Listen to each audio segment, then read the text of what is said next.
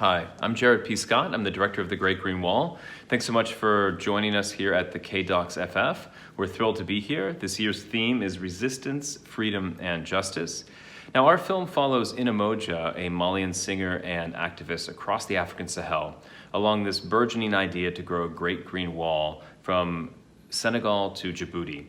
And, it's best visualized as this wall of trees or this green belt across the continent, but really it's a mosaic of a number of different regreening initiatives, from whether it's agroforestry, whether it's planting drought-resistant trees, whether it's development initiatives. I mean, development begets development. And I think that, with our film, we were trying to spotlight not just this idea, this vision to grow the wall, but also why.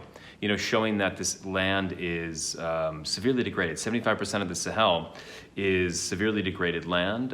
You have over 90% of people living off some form of agriculture. And, climate change is hitting the area quite hard. This is what really drew me into the project. I've made a number of different films on climate change, on inequality, and this idea of climate injustice, this idea that those who have done the least to contribute to the problem are bearing the brunt of it. So, the hyperconsumption here in the global north then affects those in the global south. And in the Sahel, you see the fact that temperatures are rising 1.5 times faster than the global average. They've always had, severe, it's always been a quite vulnerable and volatile area, but now you see the droughts are lasting longer, the rainfall is more infrequent or or it is either not enough or way too much. There's the variabilities all over the place, and all these climate change impacts then create these intersect with these socio-political factors, and then you get these issues of mass migration, of conflict, of radicalization, and we lay bare some of these issues in the film. Now, the film is a hopeful story. Inna wanted to tell this story about this idea to grow a new world wonder, this idea as a manifestation of the African dream. And, the Great Green Wall is that. It does embody this fact that, it is going to improve the lives of millions and millions of people, to help build a more resilient future, and to kind of build resilience against the most devastating effects of climate change. But underlying that, there's a climate change cautionary tale. We are setting out to see what also a wall-less world looks like. If climate change goes unchecked, Inna lays bare these different scenarios that play out as she does her journey from Senegal to Mali to Niger to Nigeria to Ethiopia. But that idea of climate injustice is really what drew me in. That's kind of why I made the film, or why I wanted to be a part of the team that made this film, because it does take an orchestra. How we made this film is, I think from a cinematic perspective, I wanted to make sure that, as someone from the U.S., I was the only American on the project, and I wanted to make sure that we saw this through Inna's eyes and through Inna's ears. And so it was important with the camera, even when you see some slow-mo stuff, it's all handheld.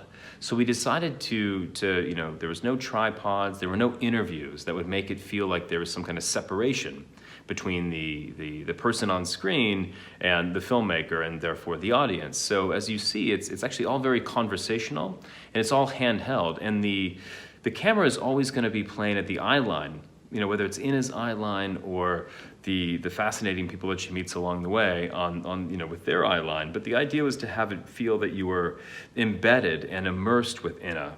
That you weren't getting my perspective as an outsider, but you were getting her perspective as an insider.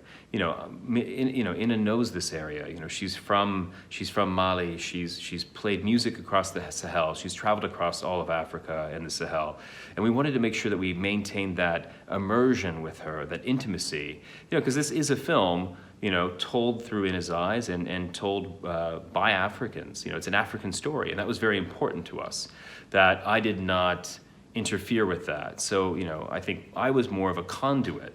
Let me figure out how I can listen to Inna, how I can listen to everybody else, how I can help guide it, more as a messenger, I'd say, more as a conduit than than trying to extract someone else's story or insert my view into it, but just to let it play out and kind of be, really allow that kind of natural, organic immersion of Inna's interaction with people to be the film. And so really, hopefully, that's the authentic experience that the audience is able to have and really feel like you're there.